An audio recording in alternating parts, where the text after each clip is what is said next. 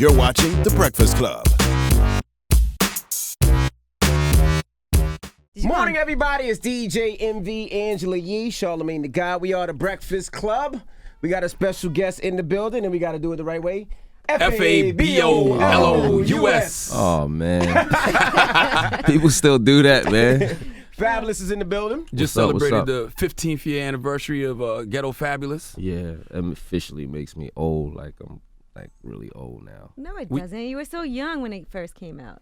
I was, but there's not many people who celebrate 15th of anything in hip hop. So that's good. That means you have It longevity. is, You'd rather celebrate 15 years than 15 years since you fell off. But then at the same time, you have to know, like, damn, he really been around 15 years. Like, long time. And at the same time, putting out new music in the same week. Oh, yeah. I put out a mixtape last week, Summertime Shootout 2. I thought the Ghetto Fabulous Facts was dope, though, because we all got first with Fabulous. Like, Fabulous was my first ever radio interview. Oh, okay. Yeah. Period. Yeah, we got history. Yeah, Me and Envy go way back in my career. Angela, I don't really have any history with you. Yeah, me and Fab. Which is good and bad, you know what I'm saying?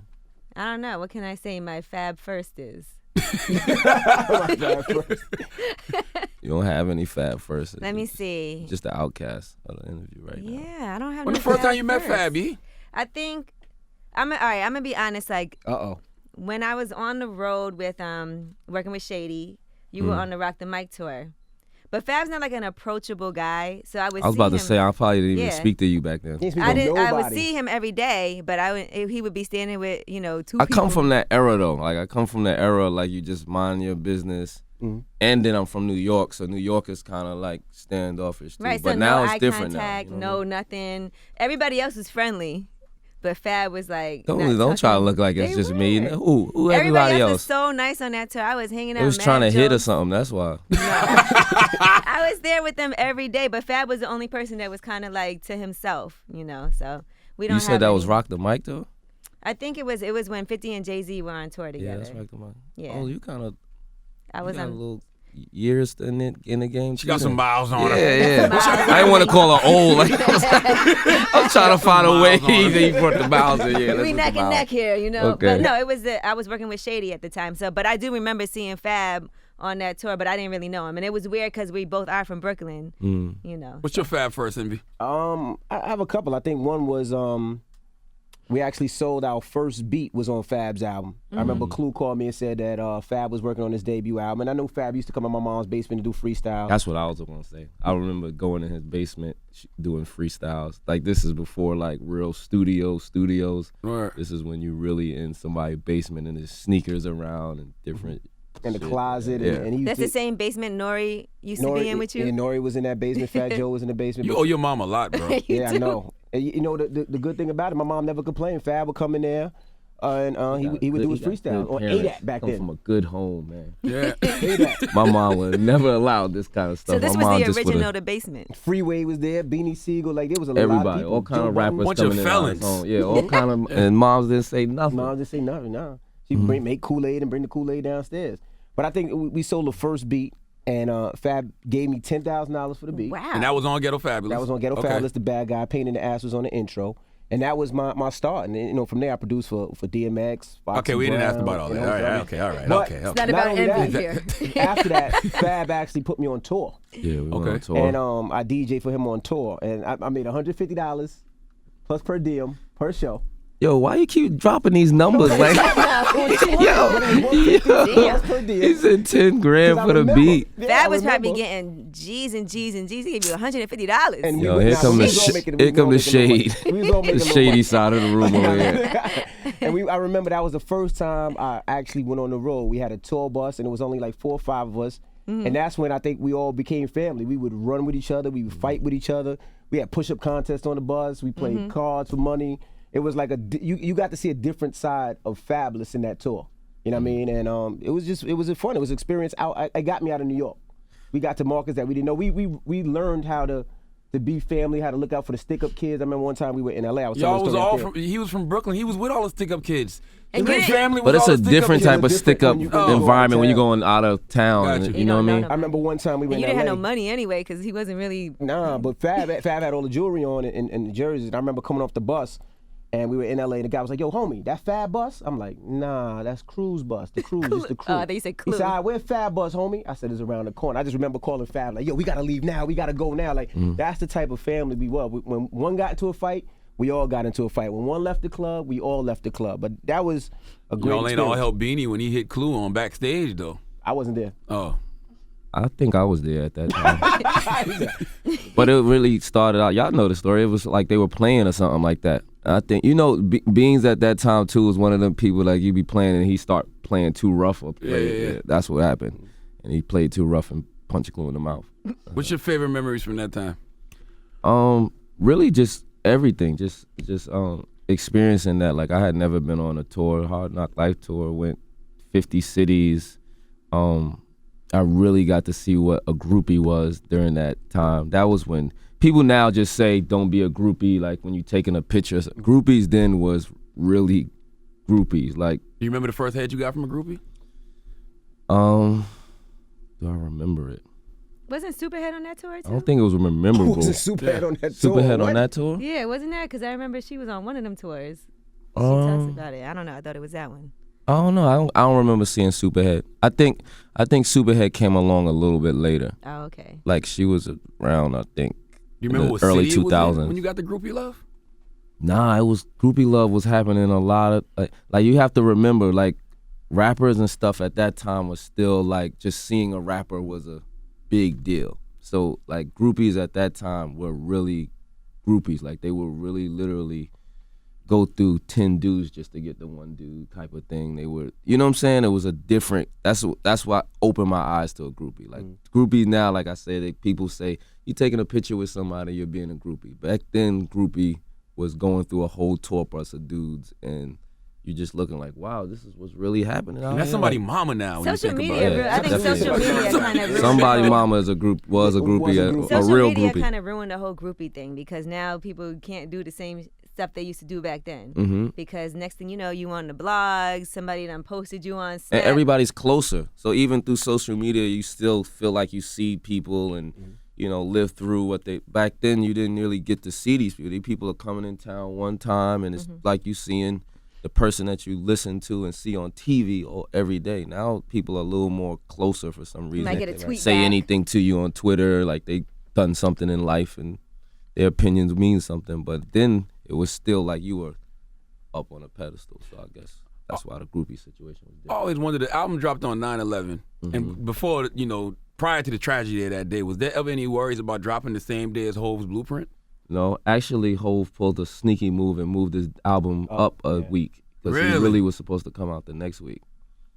Was that like some competition Forgot thing? about that. No, I don't really know. I remember when I first woke up that morning, and somebody called me and was like, "Yo, everything is canceled." I was like, "God damn it, Hove!" I thought Hove like sabotaged everything. Oh, you hadn't turned the TV on yet? Yeah, I hadn't seen what I just woke up to the phone call, and then I was like, "Oh," then they like, "Yo, turn on the TV and see what happened." And as soon as I turned on the TV, the second plane was flying in, and I was like, I didn't even think it was real. Like I'm like, "What is this? Is it a movie or something?" And it was like, "Nah." And that's when I kind of like got into the loop of everything, and like the album kind of went on like on the back burner for a minute, and you just trying to see what was going on. You kept watching it over and over, and I went to where I grew up at, and from the rooftops in my projects, you could see the World Trade Center, and it was smoking, and you know what I mean. So we was just really concerned about what was going on because you didn't know if it was some kind of New York. You always look at New York like it's like a place that terrorists would attack or like you know what I'm saying. So we were kind of like not knowing what was gonna really happen, and that like the album wasn't a main. But it still did good. focus. It did what in this first week? It did 160? 140 something, 145. But that's when the label was, 143. the label was buying records back then too. Yeah, definitely probably was, but I don't know. That wasn't a huge number that I felt the label bought. You know what I'm saying? I had a lot of people who told me they still went out and supported it, even like out of town. Like it wasn't as hard hit as New York was. So like I remember Big Sean told me a story that he went out and I cherish this story because he said he bought mine over Blueprint, but that was because he was a little bit younger. You know what I'm saying? Big Sean, like Jay-Z, is still a older artist of that time. So like if you was younger, you probably bought Fab, and if you was a real hip hop fan, you bought both. Or if you was really a Jay-Z fan, you bought J's. Why did y'all pick Nate Dogg as the first single? Because that was such a left record, and it's It such was. left to what you did. It was. I remember the producer, Rick Rock. He was from the West Coast, and I think because the record had like a West Coast kind of bounce to it a little bit, and then we was trying to. I think that time too, it was just getting out of the East Coast West Coast beef thing, so we felt like that could be a marriage where it would smooth out that a little bit, and you know, I love Nate Dogg. Nate Dogg was like the king of the hooks at that time, and I think it just happened that way. Really, I don't know if it was like a real tactical thing or, you know, a strategic thing. It just kind of made sense. Really. I gotta find that interview because I remember you talking about all of that. This was before you had shot the video, but you was, or matter of fact, you might have just been talking to somebody in the room. It's like, yo, we gonna get the low riders for the video, yada yada yada. And when it came on TV, I'm like, oh, that's what he was describing. Yeah, Nate Dogg, rest in peace to Nate Dogg. Nate Dogg was a real dude, man. Like, he came out to New York, shot the video with us. Like, you know what I'm saying? It was still a little tension, you know what I'm saying, between the East and the West Coast. You know what I mean? The 90s had just slowly was fizzling out between the, you know, Pac and, you know, Big. It still was a little funny, you know, feeling in the air. You know what I'm saying? But he came and did it with no problem, and, you know what I mean, the video worked out, and it ended up, we shot it, Little X shot the video, and it had like stars and stripes and red, white, and blue, which was really random. But then the 9/11 thing happened, and MTV jumped on it and pushed the video even more because it was kind of like patriotic somehow, and you know, it became the #1 video, and that was you know, one of the reasons that the song took off even more. Videos had a lot of impact back then. Like, You don't think they do now?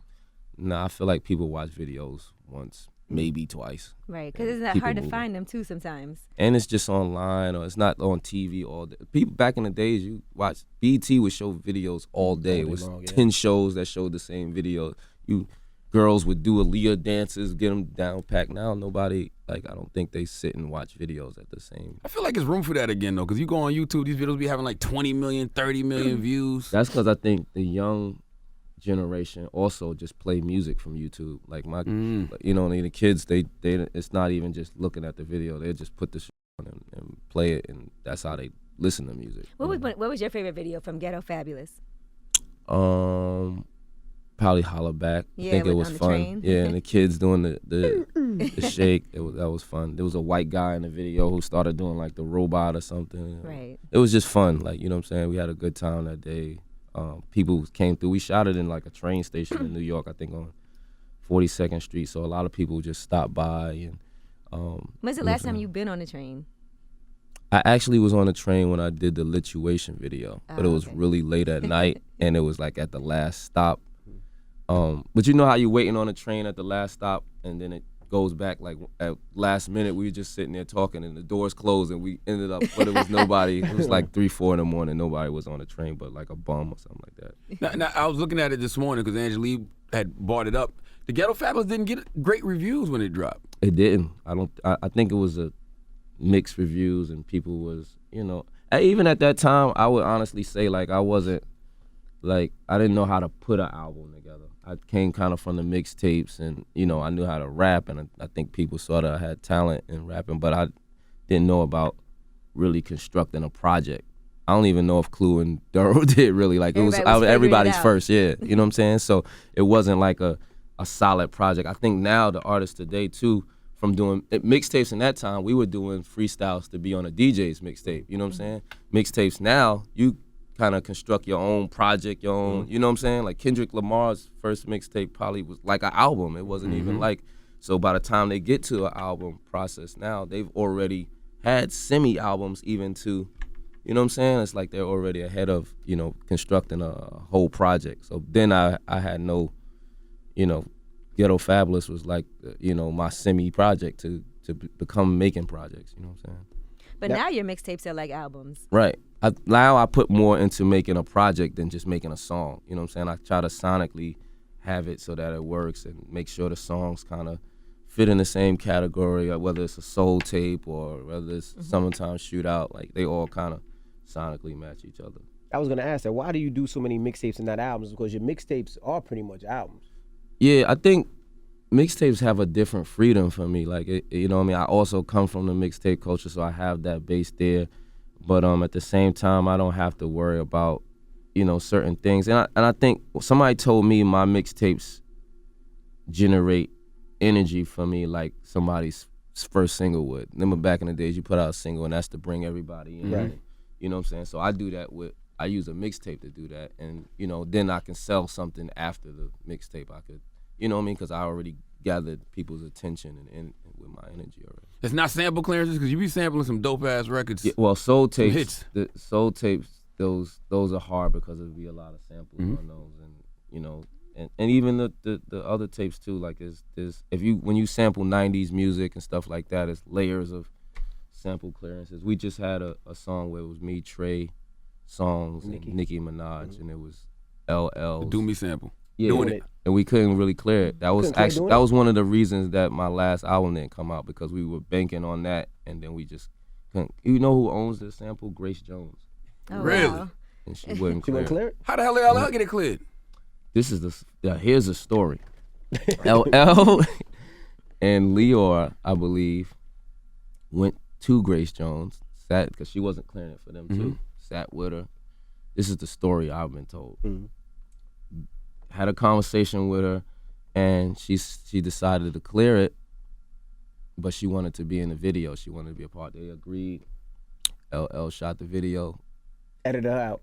Never called her. Never got. So I guess she might be low key pissed. So And then I'm happen to be on Def Jam too, so it's another Def Jam person or ruined it for conversation. you. So she's really like, get the out of here. What if Grace Jones made LL take his shirt off and lick his lips and all that shit? Just to get that video cleared. Now, one thing we hear about Fab all the time is I hear it all the time that Fab could have been a bigger artist. Why do you think that Fab hasn't been a bigger artist? I don't know, man. I can't.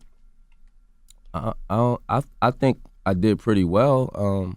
I'm consistent. Yeah, I mean, I really don't compromise myself too. I don't compromise my cool. I don't compromise like who I am to be other things. I'm not concentrated on fame. Like, you know what I mean? I do what I do, and I think at this point everybody knows me and knows what I do, so it's not about me trying to be more. And I mean, not to say like I'm just satisfied or I just, you know, complacent or whatever, but like I'm not chasing the fame or the hype, or I'm just who I am, and I'm cool with that. We talked about that last time you were here, how you are cool, but you're like super cool. Yeah, sometimes I'm too just cool. too cool. Like my son is another version of me. Like he's too cool. Like he's like it's almost embarrassing sometimes. Like He don't you be know what I excited mean? for nothing. Yeah, like but he do but don't at the same time. Like he like, you know, when you out with me and him talking, you know what I mean, he in the car dancing to the people's music, and then when like we get in front of Beyonce, he just like she nobody. Yeah. Yeah, but you make that sound so nonchalant in front of Beyonce. I thought you were about to say in front of a teacher or something. yeah, but you Some people know, at the church. you know, it gets embarrassing because you be like, he acting Like, I crazy promise he here. let you Yeah, he be like, yeah, why you ain't say nothing to Puff? Why you just close like? I said, you know who He that probably is? like that. Yeah, I see you being Puff all Daddy. cool. Like, I'm P. not gonna Diddy. get all hype. Yeah, I don't know. He's just too cool. I guess he gets that demeanor from me. You know, your kids trying to take after you. I kind of feel like your consistency and longevity put you on that level, though. Like everything everybody says, you're supposed to be bigger. I kind of feel like now it seems that way because you've been around and consistent for so long.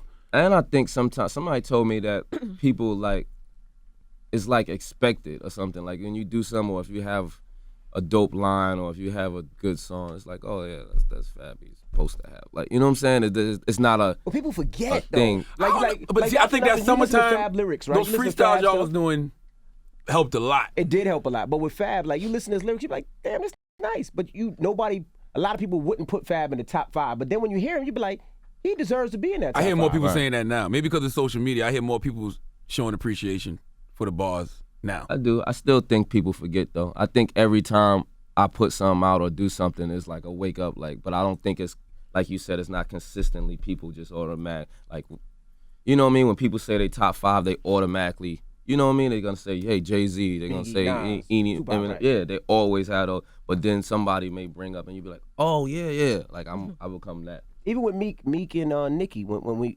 doing the Friday freestyles, they tweeted, "Damn, Fab got bars." I mean, I'm like, he's always had these bars. They never went anywhere. It's like the gift and the curse of it. I think because it's like always, it kind of gets overshadowed, and then sometimes you gotta wake people up to it. But I can't feel bitter. Like I'm not gonna like sit and whine or complain that I don't get enough recognition. It just is what it is, and it actually sometimes just makes you work a little bit harder. You know what I'm saying? It actually pushes you, like, you know what I mean? Not to say that I'm gonna make people remember or remind people, but you know what I mean? Let me keep doing what I do, just so that, you know, I stay on my level. Could it be also because a lot of the records that were released nationally and commercially were female sounding records, and you don't typically get the lyrics that you would get, you know what I mean? Because we hear you're known for the chick records, right? But people forget about the street records.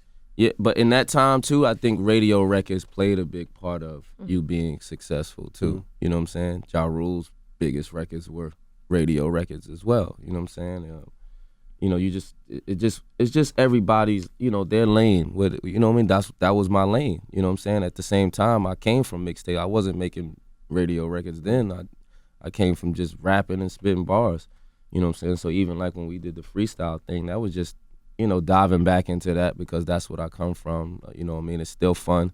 It still was something that people love to hear. You know what I'm saying? And you know, but at the same time, I can make radio records. I think also, too, I got a little versatility. I think that gets overlooked, too, because I'm one of the few people that could rap in a lot of different lanes. Like, Jay-Z gave me Make Me Better because he felt like that wasn't his kind of record. Like, he had that record first? Mm-hmm. The joint with Neil? Yep. Wow. With Neil on the hook and everything. He was just like, why you, though? Because he felt like this is a Fab record. Wow. You know what I'm saying? Like, this is not a Jay record. And that's kind of dope that certain people can see that. Like certain people see something and like that's how I am. I don't compromise. Like if it's not my kind of record, I'll be like, yo, nah, this is a So good Eve gave up that record and Jay gave up that record? Yep. When Jay gave up, I don't even think he knew Eve had it. He gave it to us. We thought we was in the thing. Then we found out of nowhere Eve had it. Damn. Now you did a record on Summertime Shootout 2 called Ashanti. You must follow her on Instagram and see what we see. I actually don't, but I'm cool with Ashanti. Not tell me that lie. I heard the record. You talking about her curves and all kinds of stuff. Ashanti's always been curvy though, right? I don't know. Instagram made it. She blocked me on Twitter too, by the way. I don't know. Why did she block I don't you? know. I'm very Maybe it upset was an about accident. that. No, it wasn't. You didn't say nothing bad about I Ashanti. didn't. The only thing I said was, I can't believe y'all got Ashanti walking around here not pregnant yet. Yeah. Ashanti don't have no kids. No. What inspired that record? Just I'm a wordplay guy, so like I think it was kind of like I could flip a lot of things off of what Ashanti's songs and what she's done, and you know what I mean. It was still also relatable because I felt like Ashanti was very known. I think Ashanti was a dope element in R&B when she came in because she was like a young pop but not pop at the same time. You know what I'm saying? And it was different for her to be on a hip hop label, sort of say. It was like she was on Murder Inc. and she was pop, but she was still like good, like in with the hood and the guys. So, you know, I always, you know, respected her and what she did in the game, and you know, kind of. Do you give it like a heads up ahead of time, like, oh, just so you know, I'm putting. You don't follow her on Instagram? You don't know what you're missing, my brother. If she blocked me on Instagram, I'll be devastated. Maybe I need to follow Ashanti. Yes, you do. Now, let's talk about your loyalty for a second, because I saw you were tweeting about Interscope. Charlamagne. You like that? She didn't block you. No, she didn't block me on Instagram. Okay. Just Twitter. Not yet. She gonna block you now. I know, man. Damn. Block him. Oh, so I saw you were tweeting about Interscope and how first you were signed to Interscope, but then Clue left, and you were like, I had a decision. Should I stay here or should I leave? And you left. And then obviously you came in the game with Cheo and Webb. Those are your boys. They were your longtime managers. Now, what made you decide, okay, it was time to go with Roc Nation, even though you were with them for so long? Just trying to do things to level up my career a little bit, and you know, also like I felt like at the time I needed a company with different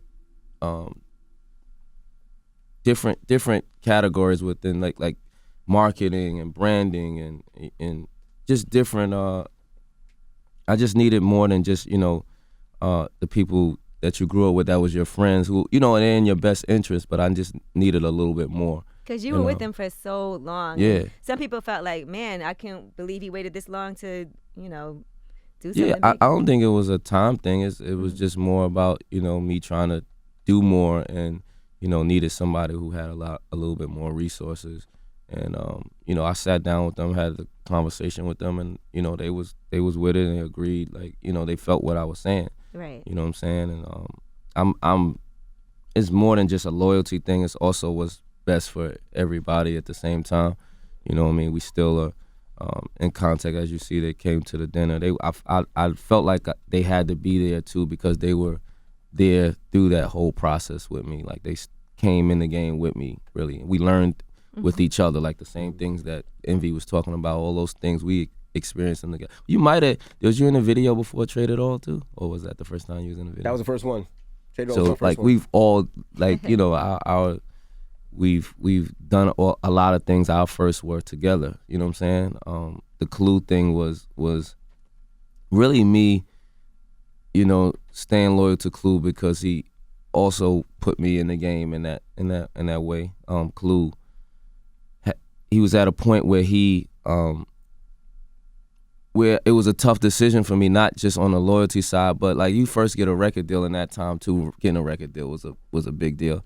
So I'm now leaving my record deal. Like, most people would have been like, I don't know, man, I want to, you know what I'm saying? Or if you look at when the Rockefeller broke up, everybody had to decide, like, are we going to go with Jay? Or are we going to go with Dame? You know what I'm saying? Even though Dame was the more exact and probably could be more hands-on with you, Jay was the star. It's like, you're going, so it puts you in that position, what decision you're going to make. And I just chose to stay with Clue because I felt like he was somebody I knew. I didn't know the people at Interscope, you know what I mean? I didn't know what they would do. I could have ended up being shelved, or, you know, somebody who bring their own artists in, want to have more attention on them. So I just chose to go with Clue. It actually ended up being a good decision, because Did you get a bag from Interscope at least?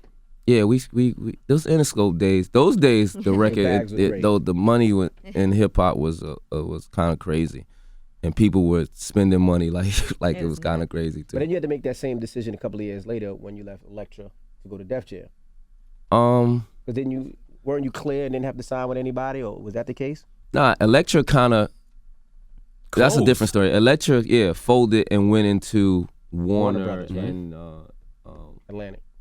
Yeah, Atlantic. So I was on Atlantic for like an album or two. That's when Breathe, what's her name? And I remember that transition too, because I came over there. A lot of the Def Jam people had went to Atlantic. Leor and them had went over there, and Julie, and there was Craig Cowman over there. There's a lot of guys, but I really never felt like they were that. I kind of got pushed over there from the Elektra situation. Elektra, I had Sylvia, I had Merlin, I had Jay Brown, I had people that I think really were about Fab. When I went to Atlantic, it really felt like that. And they inherited you. Yeah, and they just kind of like, you know, had to just take it and run with it. So and then the South music started emerging then. That might have been around like 04, 05. 04, Little John Get Low kicked the doors down. Yeah, T.I. and Trick Daddy and all of those. So I felt like they were more trying to get with that new wave of South energy. Jeezy was a little bit after that, but like, you know what I mean, he came off of the, you know what I mean, off the wave of that. And then that's when I went over to Def Jam. I know there's like a story of like a trade between was that a trade between you and I really don't. I think it was a kind of a trade. For music? I think you for music. I think it was. Hold on, Atlantic trade. Well, how I think it was just two people trying to get out of these situations, and it kind of went that way. I don't know if it was really a fair trade. Not to say that, you know what I mean, but I don't know if it was a trade. They didn't give up no first round draft picks. For that's why I said it. I don't know if it equates, but like, you know what I'm saying. They swapped it out, I guess, and he wants to leave, and Fab kind of wanted to leave, and there's a little time between there. I had to kind of wait that out because it was. I think I didn't drop a project for a few years in between that time because I was just kind of in limbo of if I still even wanted to be over there at Atlantic. But then I came to Def Jam, and that's when Jay had just became president over there, And that's when the Make Me Better thing happened, and then I dropped the project. I think It was G-Unit rumors around that time too. Yeah, 50 had called me at one time, and he wanted me to sign. That was another decision I ended up not doing. I just stayed in my lane. 50 was signing a lot of people. Remember when he was signing like Mace, MOP, yeah, Mobb Deep. Deep. And he, gave me a call, and he even had a situation for me, like a street fam situation. Yeah, label deal. And I was like, so I thought about it, because I definitely wanted to go in the lane of having my own thing and bringing some new artists in. And I just didn't think that was the right path for me. I kind of, even my whole career, I kind of been in the driver's seat. So being signed, being under 50 is just a different, a different situation. I mean, I don't know how that would have worked for me. So I ended up not doing that too. And, I'm still here, I guess. Now, social media has helped you a lot. First it was Twitter with your personality, and now Instagram. Yeah. And Envy wants to know, when did your family start copying his family with the matching outfits? say that. He's been talking about it for at least a month, Fab. I'm be honest with you. Yo, That's a At least a damn month. lie. He may not bring at least a month. first of all, That's a damn. Don't even answer that. That's Yee, a lie. am I lying? He Yee. did say. Yee, don't you lie. He did say. I was waiting. Now, I'ma tell I'm you- like, In my defense- I'm like, we about 25 minutes in. He ain't brought it up yet. I think me and my family been stunting on the gram for a little minute now. Especially on defense. Halloween. Halloween. Yep. All of that kind of Don't, stuff. don't. But- don't I'm fall not into feeding this. Don't it. fall into I this. just Fam, got it because I'm telling after the interview is out, people gonna be like, you know what I'm saying? Fab, Every I'm did telling say, you. when can our families combine and we all dress alike? We could do a family little trip. We could do we could do a family trip, and then we just have like a big super like class photo of everybody with all. That's gonna look, that's gonna look crazy. But Is it a slight battle going on though? nah, it's not really a battle. Definitely Whoa. not a battle. You Kevin ain't got, Hart your jumped in family that don't got battle, too. nothing. Yeah. for Oh, Fab. Kevin Hart. Yes, Kevin he Hart. did. Kevin Hart Fab did. is my guy. I think I seen a post where it was like Kevin Hart and his son and Envy and his son. It was And I put him like in a Side by little box, side. little Yeah. box. These family battles going on. Nah, who wore it better. Now Wayne was supposed to be on Ghetto Fabulous from what I saw a Clue tweet. Oh yeah, Wayne was one of the first features that we were getting from, but that was when we were still with Interscope, because we were working on the album first there, and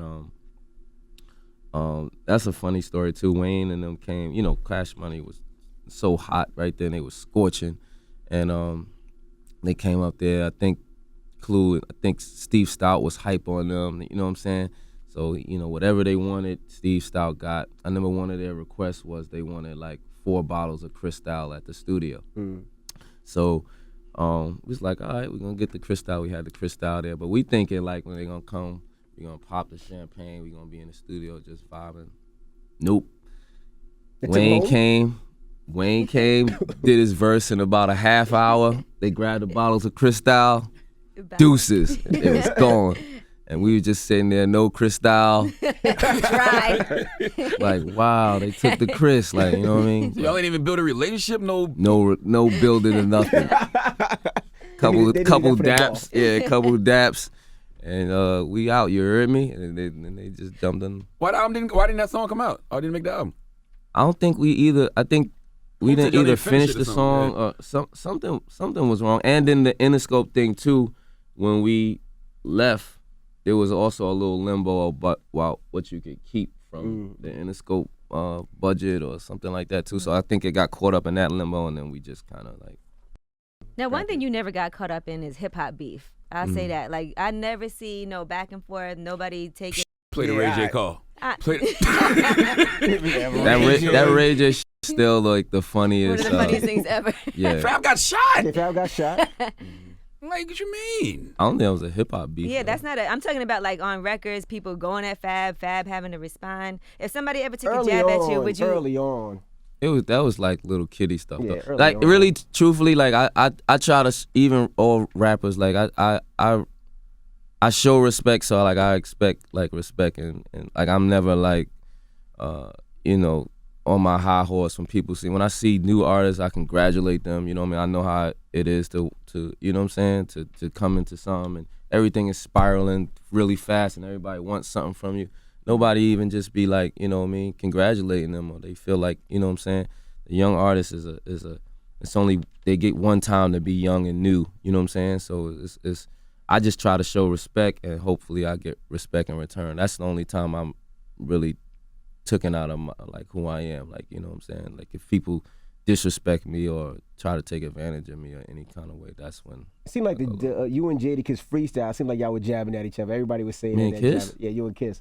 Nah, not at all. Kiss is Kiss is my guy. We actually about to put out a project. Y'all been Y'all saying been that saying for that 2 for a long years. time Freddy now. versus Jason. Come on now. Who's holding it up? Yeah, this is a long time. Y'all been saying that for at least two. First of all- two. It's been at least 2 years, Freddy versus Jason, yo. Y'all got Definitely hacks been made, but no music. Definitely year. been 2 years. About A year and a half. About a year. Listen, And they man. said a tour. When you announce that you want to do something, people think it's coming out tomorrow. Right. Like, you know what I'm It's saying? done That's already. this microwave generation that we in. But you know, we actually have a couple songs, and it's gonna come. I want to try to bring it around Halloween. I think that Freddy versus Jason thing would be a cool. Oh man, y'all gonna thing get around dressed up Halloween. like Freddie and Jason too? I can't give all the secrets away. You No, can't get don't the give whole him no recipe. ideas for his family on So Halloween. family. Yeah. All right. So y'all, when you say a couple, Mhm. you mean 2? You mean 5? You mean Yeah, I mean 6? two. A Two. couple is He said, two. me too. It's not gonna be that many records. It might be 8 to 10. Like an EP? records. Gotcha. Yeah, it's gonna be like a a little vanity project, something cool. That ain't coming October. That ain't coming Halloween. How much TV and movies do you watch, Fab? Because it seems like you I up do on watch a lot. everything. I Like, you know, mean- on the new mixtape, you talking about Power. Yeah, I watch Power. I don't watch a lot of the new stuff today. I watched a lot of movies prior to like all of the 90s. Like that's all that's what I grew up in. And I watch some of the cool stuff now. And then I even like now with Netflix you can go Binge back watch and yeah. everything at once. I just recently watched like all of Breaking Bad and all Okay. of Sons of I did the Anarchy. same thing. I like, waited till after it was all over and then I yeah, watched I was it. watching it. People were like, you just watching it? I'm like, yo, I don't sit in the house and watch Right, TV. me So neither. now, you know what I mean? But Breaking Bad was good. Sons of Anarchy was good. Did you watch like the Get Up? The Get The Get Down. Down. The Get Get Down. down. I ain't see that yet. Okay.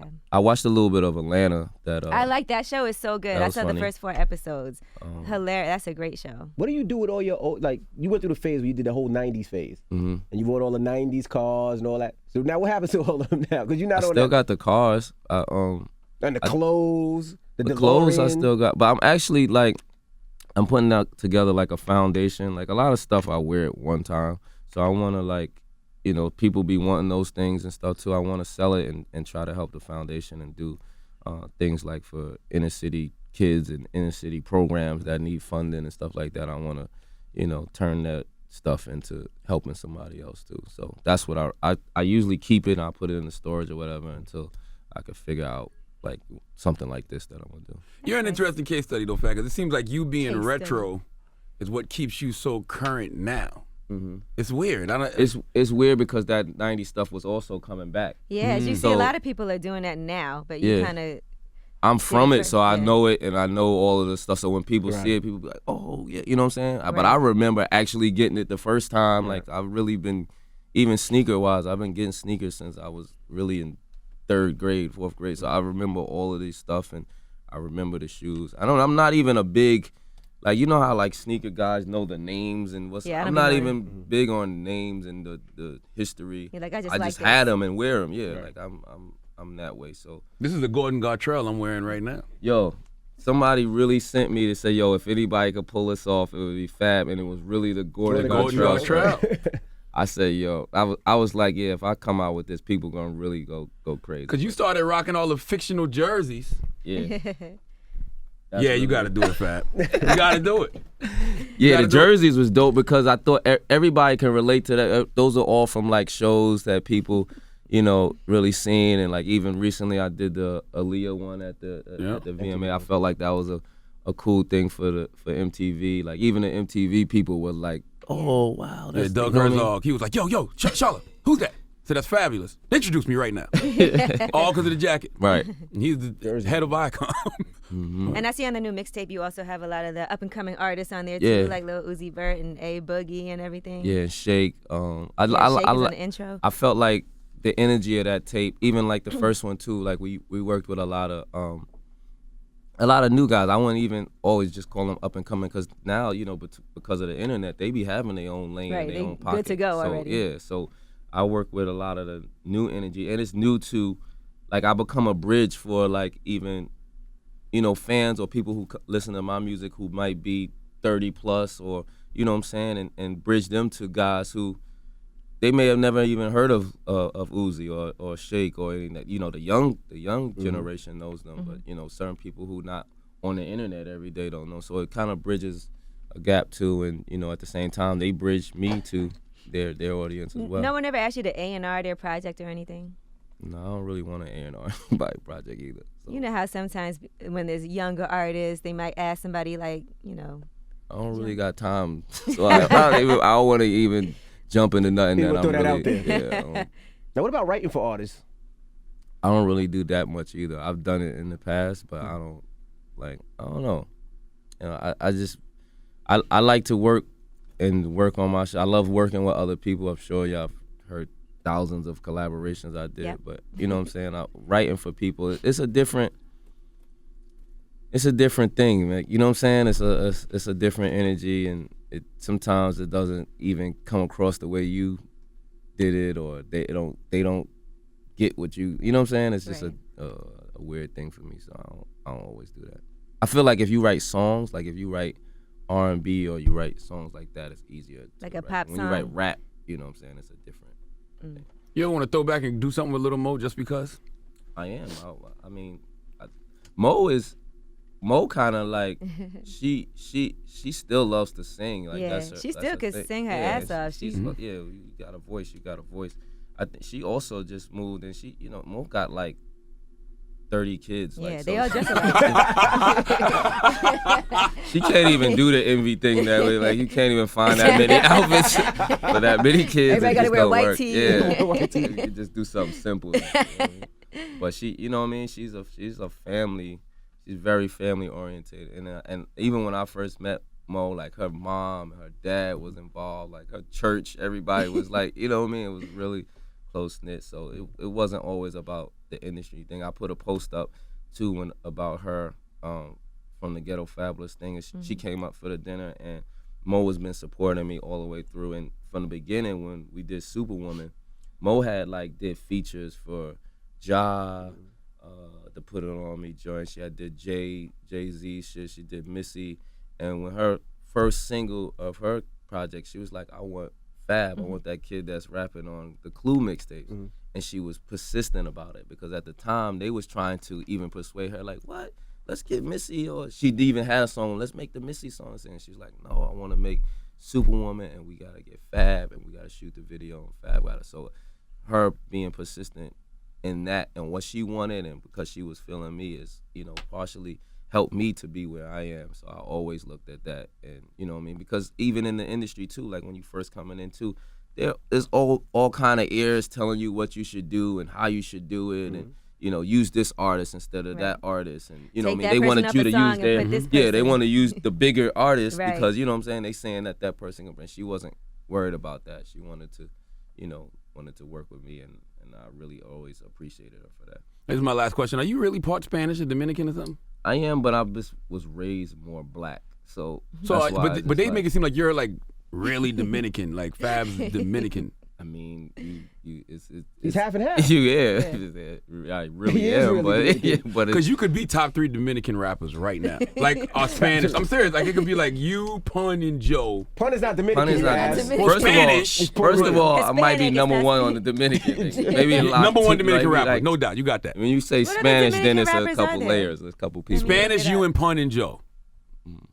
But I don't know. I never try to go at that lane because I wasn't really raised in that. Like my Can you mom. speak You could have Spanish? owned reggaeton, bro. It's reggaeton. And he doesn't Whatever. do reggaeton. See, he's black. That's how you know he's saying everything wrong. He mixing Dominicans and Puerto Ricans.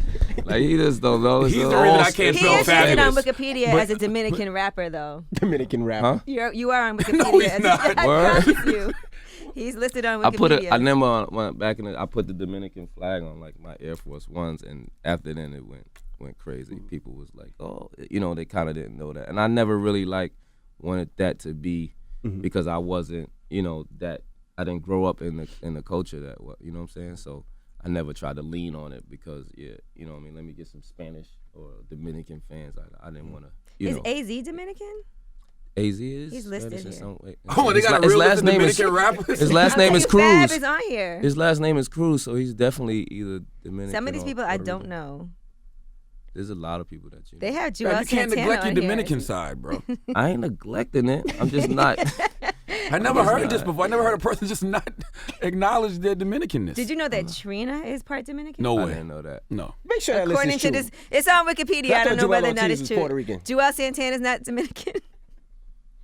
Yo, you know what? Well, Listen, Fab, salute to the number one Dominican rapper in the Stop, game. man. All right, my man Where did Fabolous. this interview go just now?